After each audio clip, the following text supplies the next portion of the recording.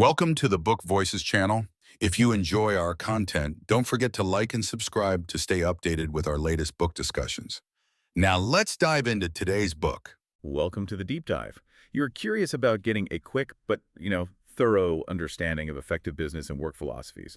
And you pointed us to a really interesting source, Rework by Jason Fried and David Heinemeier Hansson from 37 Signals, now Basecamp. So that's what we're diving into today. Exactly. And this isn't your typical dry business book. It's more a collection of pretty unconventional ideas, really, born from their own experiences building tools like Basecamp, High-Rise, Yeah. even Ruby on Rails. Right, the programming framework. They've actually lived these Yeah, principles. really have. That's the key. Absolutely. What grabbed me straight away was how many of their core ideas just completely flipped traditional business advice on its head. So our goal with this deep dive is basically to pull out those key actionable insights, give you a shortcut to their core philosophy without, getting bogged down in endless jargon. Like a concentrated dose of rework. Exactly. A concentrated dose.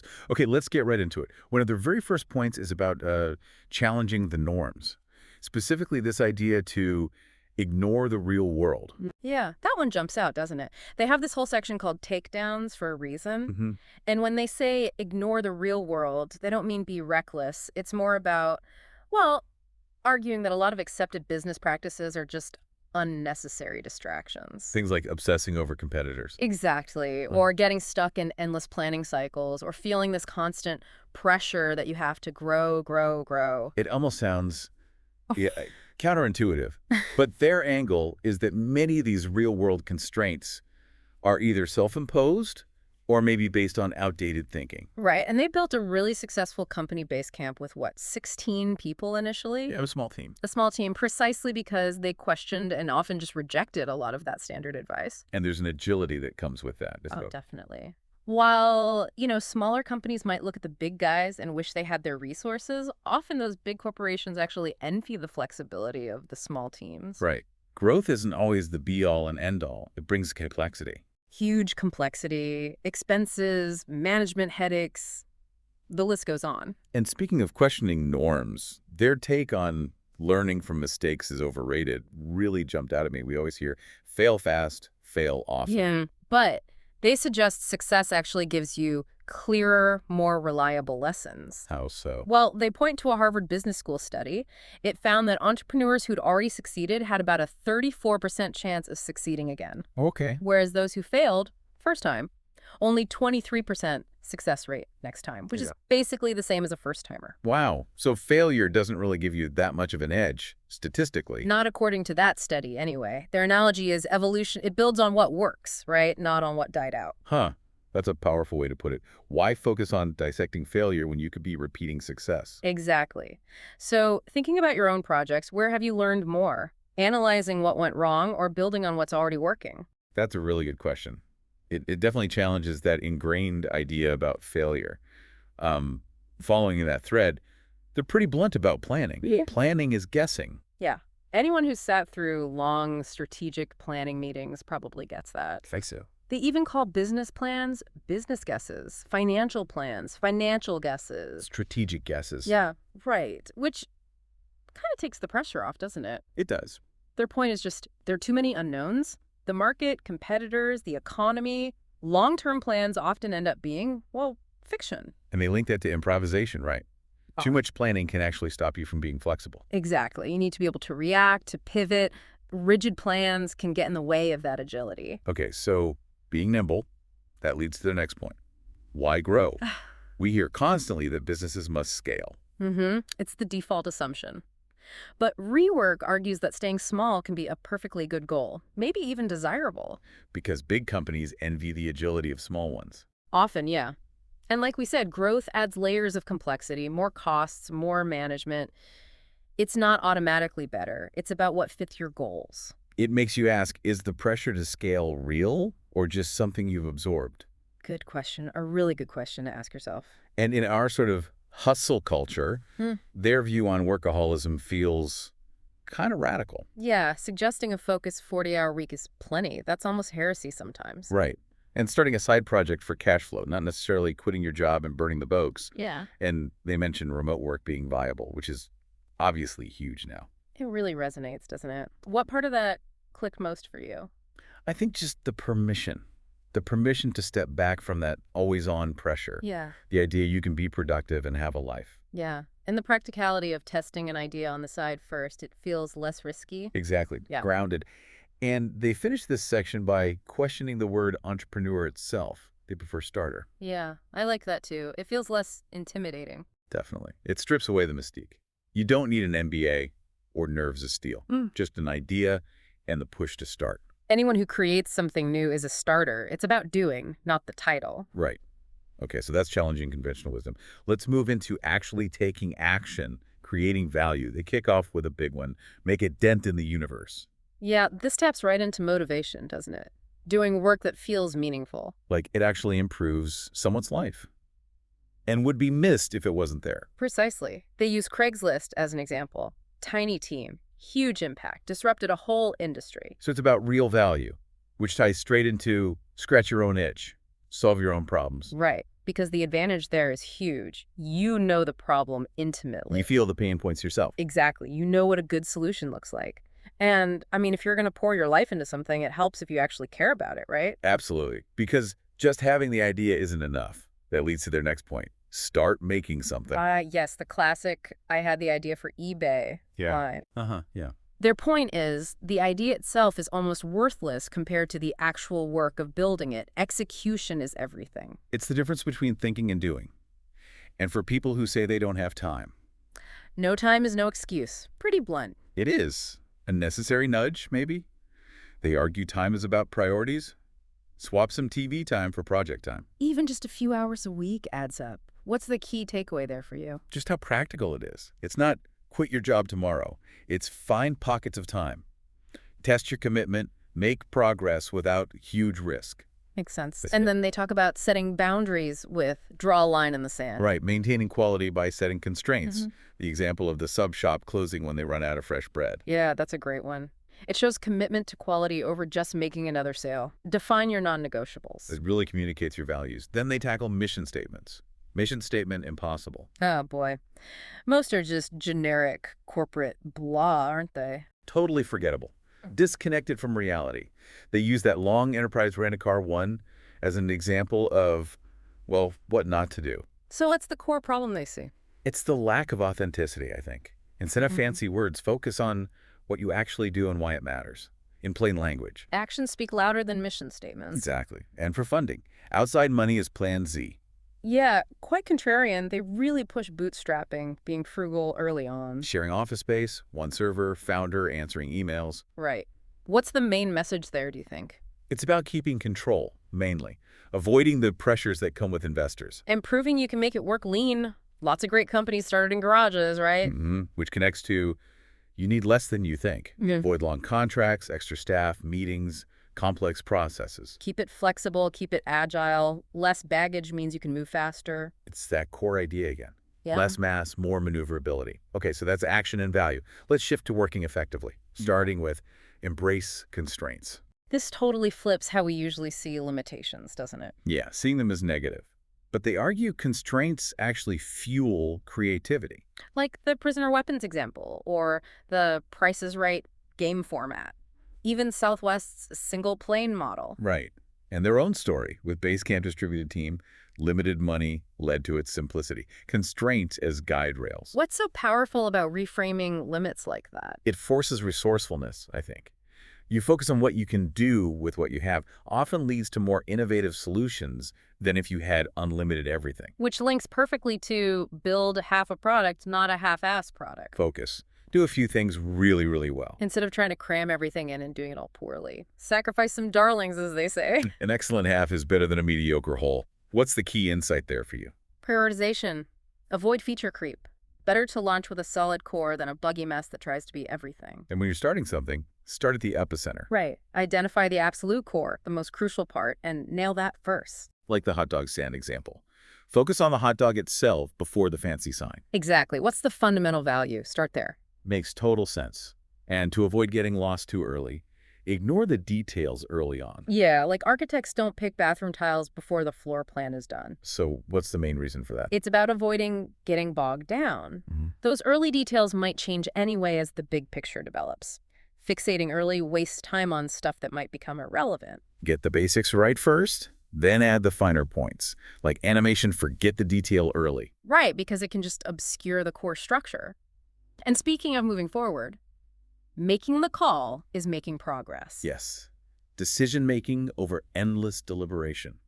Even imperfect decisions create momentum. Their example of paying affiliates in credit at first, just because it was faster to implement. You can always fix it later, right? Yeah. The key is to avoid analysis paralysis. Definitely. What's the risk of putting off decisions? Well, they pile up, get ignored, or get rushed later. You lose momentum, and the problems just fester. So shift from let's think more to let's decide now, when possible anyway, and then be a curator. I love this one. The power of exclusion. What you choose to leave out defines quality. Like a great museum isn't great because it shows everything, but because of its careful selections. Or the chef cutting his menu from 30 dishes down to 10, then perfecting those. Less is more. Yeah, the instinct is often to add more when things aren't working, but they argue cutting back is often better. Focus on what truly delivers value. Forces tough choices, essential versus nice to have. And this focus on your unique perspective leads to tone is in your fingers. Ah, the guitar analogy. Eddie Van Halen sounds like Eddie Van Halen no matter the guitar. It's a great reminder, isn't it? Your style, your perspective matters more than the tools. Don't just copy, cultivate your own voice. Focus on your unique approach. And then, a really intriguing one, sell your byproducts. Yeah, finding value in stuff you're already creating. Like lumber companies selling sawdust. Or 37 Signals writing Getting Real from their own experiences. Or Ford making Kingsford charcoal from wood scraps. It's about seeing hidden opportunities. What seems like waste might be new product. You might be generating byproducts right now without even realizing it. And finally, for working effectively, launch now. Don't get stuck perfecting forever. Resist delaying for minor details. Deadlines force focus, right? If you have to launch in 2 weeks, you know exactly what's essential. And what can wait? Get the core out there. Okay, great stuff on working effectively. Let's hit their productivity hacks, starting with a warning about illusions of agreement. This one hits home. They're skeptical of big documents reports, specs that take ages to create but often get ignored or misunderstood. They prefer direct talk and prototypes. Exactly. More effective, ensures everyone's actually on the same page. What's the main danger of relying on those documents? False sense of agreement mostly. People interpret things differently, and it wastes time you could spend actually talking or building something testable. And speaking of time wasters, meetings are toxic. Huh. I think a lot of people agree with that one. Probably. They argue most are unproductive. Schedule them rarely, keep them short, clear agenda, or just avoid them. Respect people's time. Meetings pull you away from actual work. And then there's the temptation to always add more features. Things are okay as they are. Yeah, resist that urge to constantly tinker and add. Ask yourself, is this really adding value? Will it actually change user behavior for the better? Is it worth the effort? Right, because sometimes adding more just makes things complicated, actually subtracts value, which links to good enough is often good enough. Don't chase perfection when speed matters, like that slightly rough local TV ad that still works. Exactly. Timeliness, getting the message across, often more important than perfect polish. If good enough works, move on. Avoid wasting time on elusive ideals. And instead of endless brainstorming, start making things instead of having ideas. Action over talk. Get your hands dirty. Build something. Learn by doing. Reinforces that execution point. And when small interruptions happen, interrupting is okay.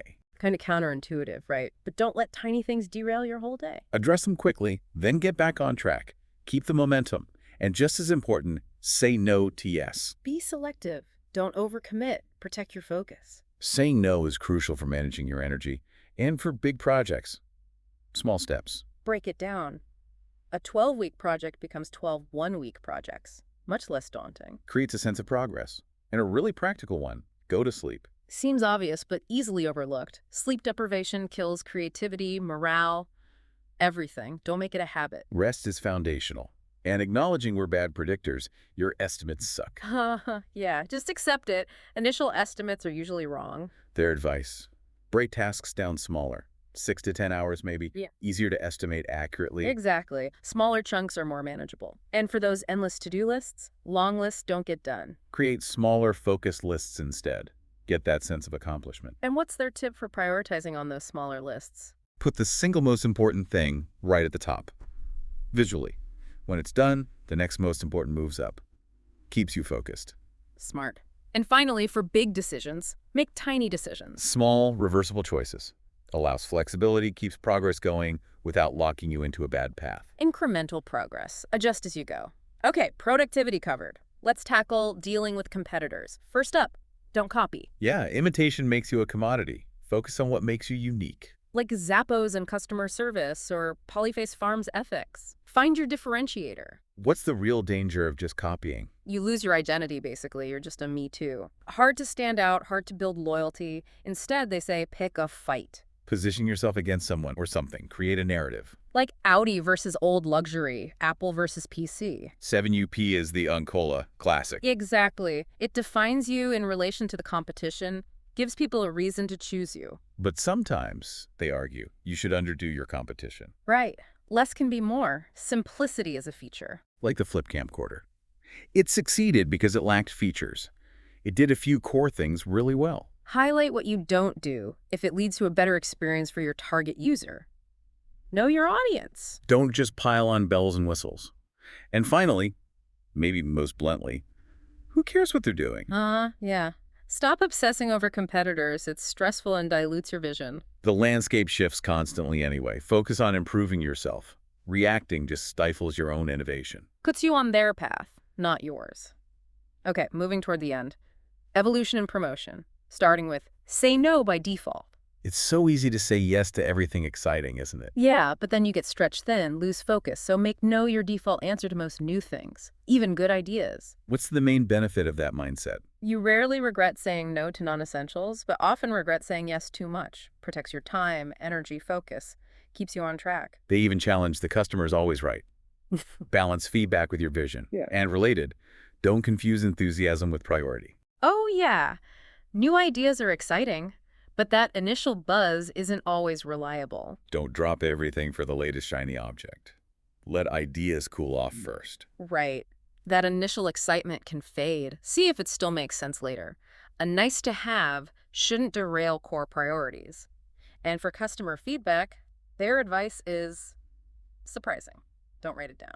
At least not every single request initially. Why? Their logic is the really important stuff, the widespread needs. You'll hear them again and again. Your customers become your memory, essentially. Yeah, exactly. If you keep forgetting a request someone made once, it probably wasn't that critical for most users. An organic way to filter feedback. And when you're starting out, maybe unnoticed. Welcome obscurity. Yeah, that lack of attention early on can actually be good. Gives you freedom to experiment, make mistakes without everyone watching. Precisely, like test marketing or Broadway out-of-town trials.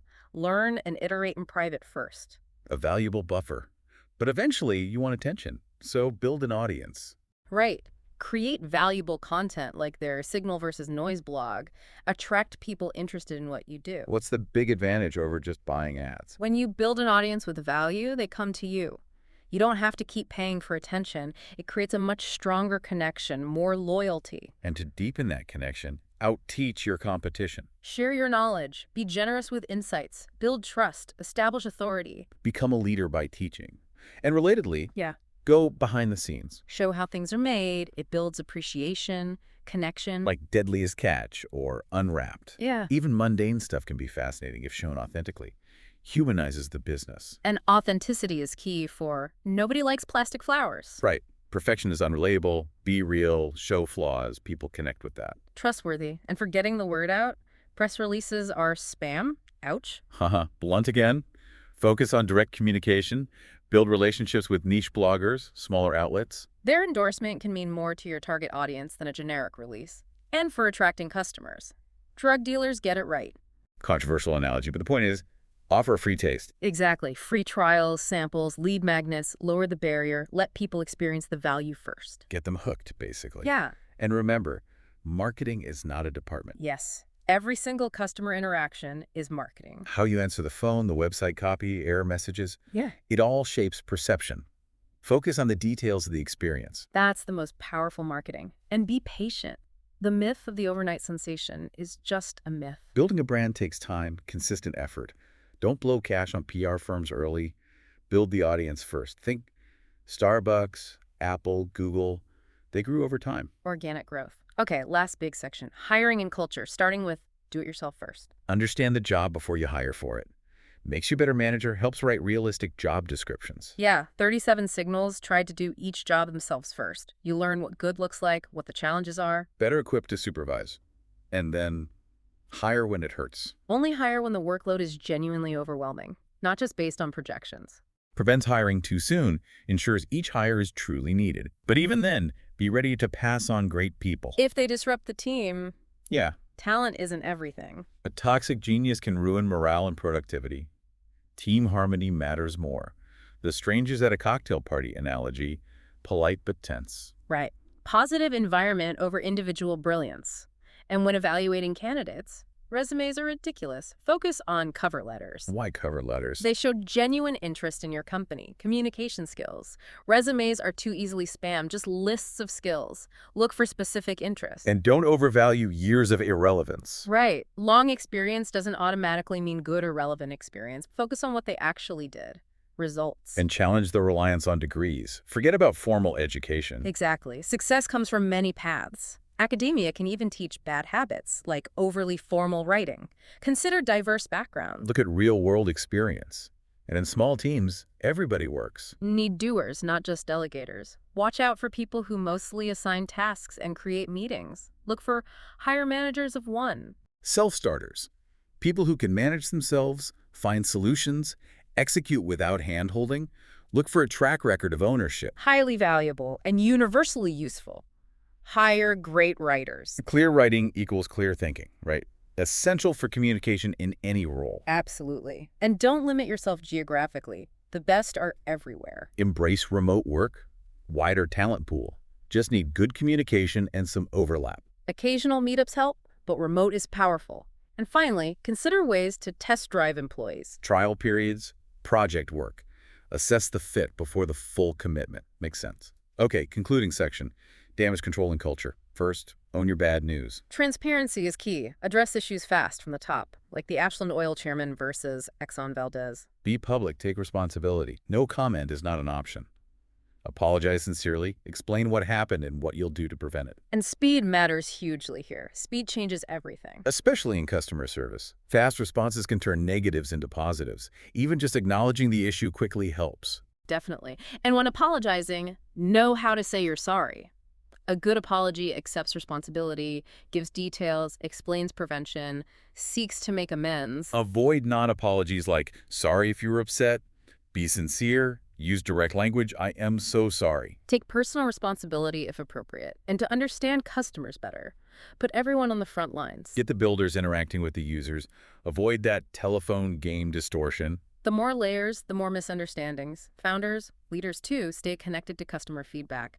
And when you make changes, take a deep breath. Expect some initial backlash, don't panic and immediately revert. Give people time to adjust. Negative voices are often louder, but not always representative. Have confidence in your decisions. And regarding culture, you don't create a culture. Interesting.